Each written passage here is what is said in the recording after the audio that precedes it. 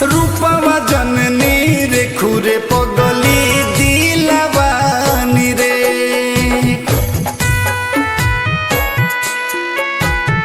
रूपवा जननी रे खुरे पगली दिलवानी रे। तोहरे चलते भइल बाटे पागल के भेस रे पगली दिलवानी रे। रूपवा जननी रे खुरे पगली दिलवानी रे। रूपवा जननी रे खुरे पगली दिलवानी रे।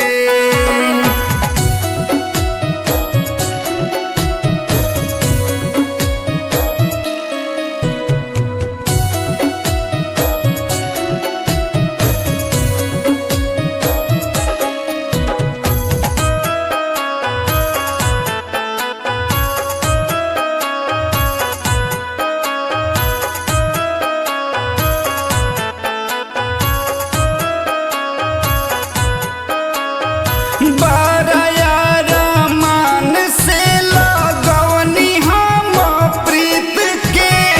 एक पल में हार गईनी तोहरा से जीत के। बारायारा मान से लगवनी हम प्रीत के।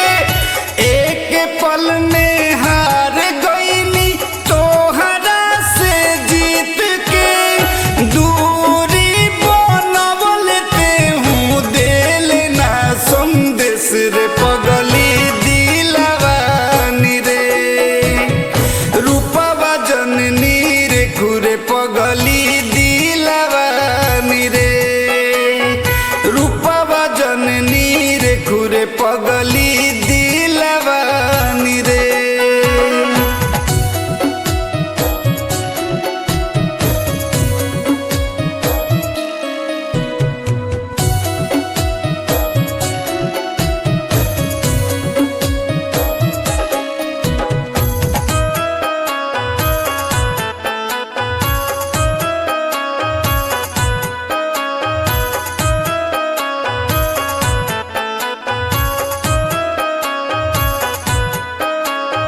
सोयलिस के धोखा देलू पाके सम्राट के। ऐसन चोट देलू भइनी घर के ना घाट के। सोयलिस के धोखा देलू पाके सम्राट के। ऐसन चोट देलू भइनी घर के ना घाट के।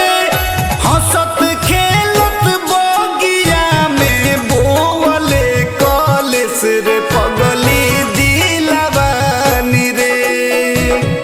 रूपवा जननी रे खिरे पगली दिलवानी रे। रूपवा जननी रे खिरे पगली